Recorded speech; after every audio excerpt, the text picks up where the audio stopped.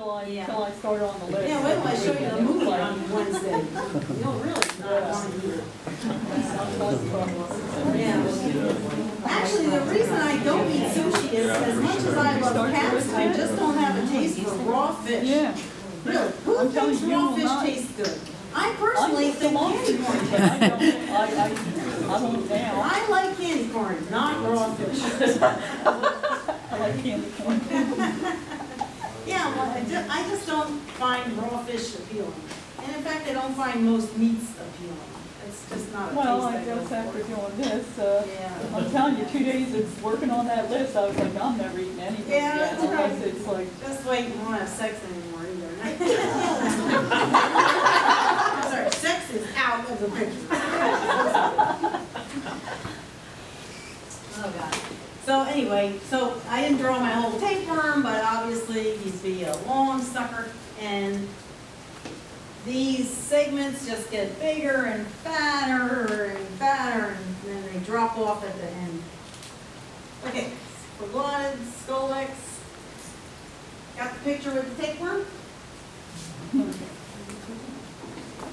Let's tell you a little story about fleas and tapeworms. How many people know about fleas and tapeworms? There's a connection. Yeah, some people, if you have pets, you know. If your pet has fleas, chances are good that your pet has tapeworms. If your pet has tapeworms, probably it's because your pet has fleas.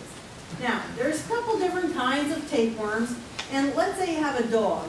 There's one kind of tapeworm that your dog can actually get from eating measly rabbit, for example.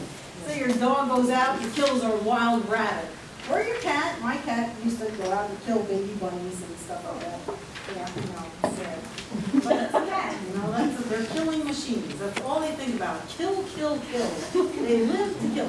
You know, the cat is like domestic cat, you know, nice little pussy cat, you pet it and everything, you feed it fancy feast, and it's living the life of luxury. But really, what does it want to do? It wants to stare out the window all day and look at things it can kill.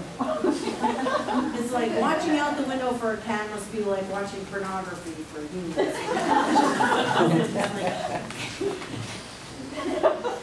I want that lizard, I want that bird, I want that squirrel.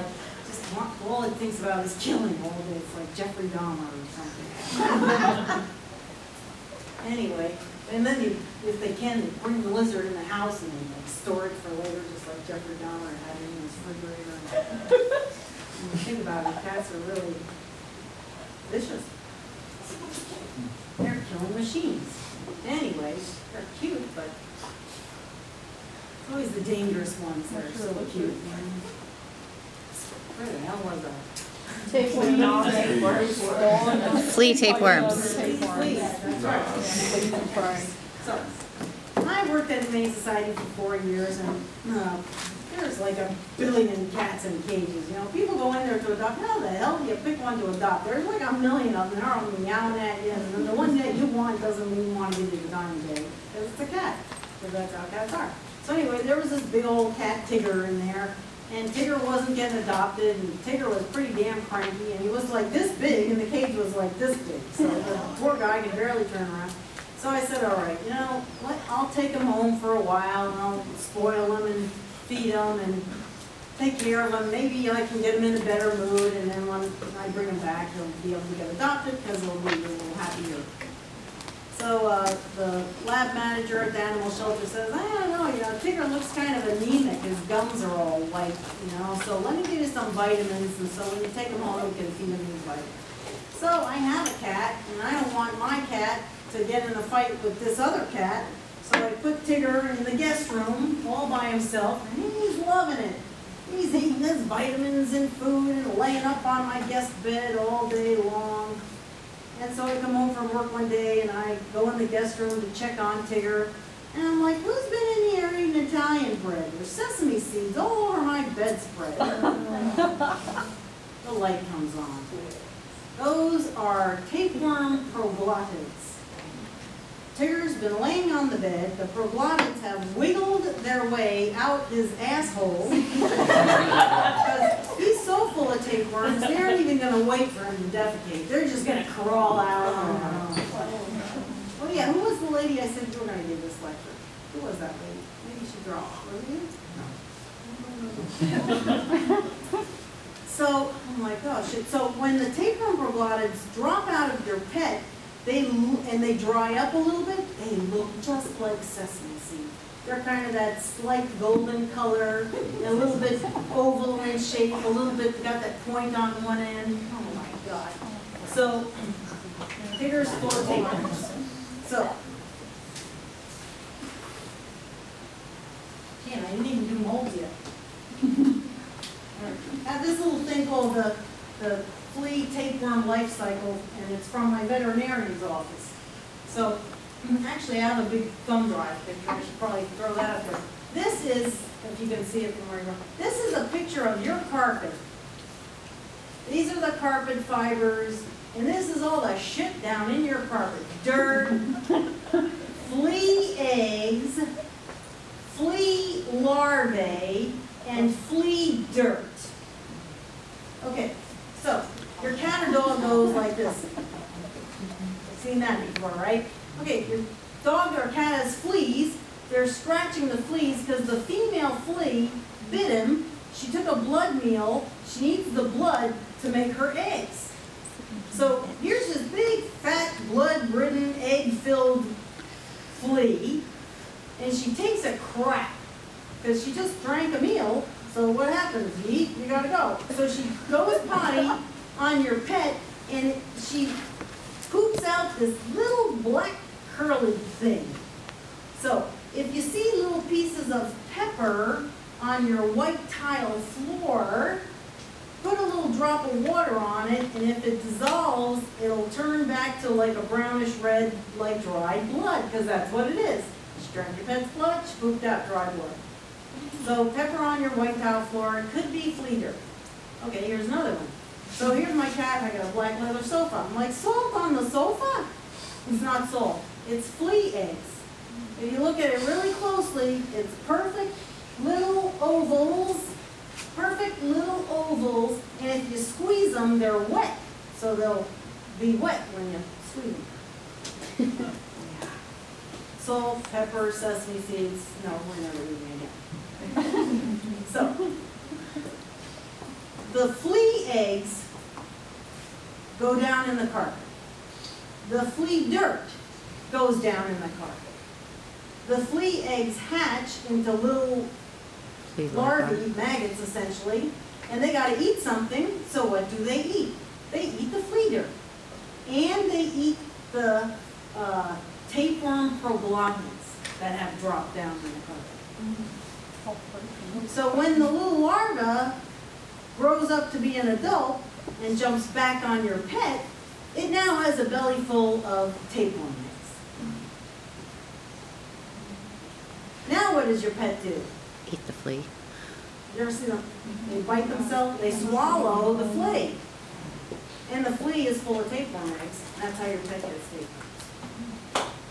So fleas are actually a vector of tapeworms for your pets.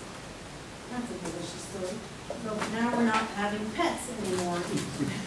I was thinking of just getting rid of the carpet. Yeah, the only thing more filthy than pets is children. So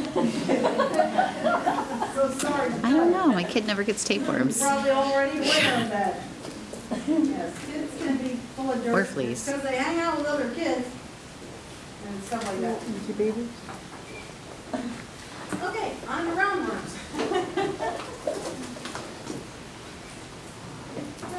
What do we have here? This is just a typical C. elegans is the roundworm.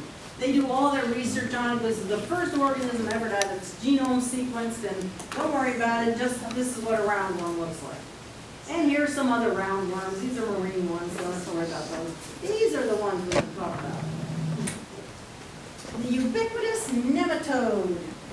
These suckers are in the soil. I told you about my job at the agricultural station. I had to filter nematodes out of the soil all day. Okay. These things. This is magnified 250 times. Can you imagine how flippin' small that sucker is? About that big. Tiny little thing. So when I first moved here from New York, I had to get a job. And in those days, which was 1988, there were not a lot of jobs in Florida unless you were like a waiter or a waitress. And it wasn't for me, sorry. But I did have a master's degree in zoology, so my dad drove me up to the agricultural station, which was Institute of Food and Agricultural Science for the University of Florida, off of State Road 70 and Caruso Road, up there in Bradenton. It's now Braden River High School campus. I moved here from New York, not under the best of circumstances. Here I am, my cute little yellow outfit, my matching leopard shoes and belt. My dad drops me off at the ag station for an interview. And this good old boy from Kentucky is a PhD that is the head of this place. And he's like, well, ma'am, why are you here? Why do you want to work for us? And I just put my head down on his desk and cried. And he hired me. Because the one thing more scarce than jobs was people with a master's degree in zoology. And that was what was required for this job. So here I am working for the Institute of Food and Agricultural Science. Most of the people that I work with are educated hillbillies. They did not like me in my city clothes. No siree. Or my city attitude, I'm sure. So one day, I have to go up in the golf car and I have to work on some project up in this back field. And there's like some kind of a structure, that you store your tractor and your tools under. Like A shed? lean-to or something. And I need something up in the top, and of course I'm short, so I can't reach it. So I climb up on this little mound of dirt to reach it. And the next thing I know, I'm screaming my head off and I'm ripping my pants off because I'm standing on an ant mound. And all those educated hillbillies are laughing their asses off. They just thought that was the funniest damn thing. I was out of work for a week because my legs were swollen up from the ant bites.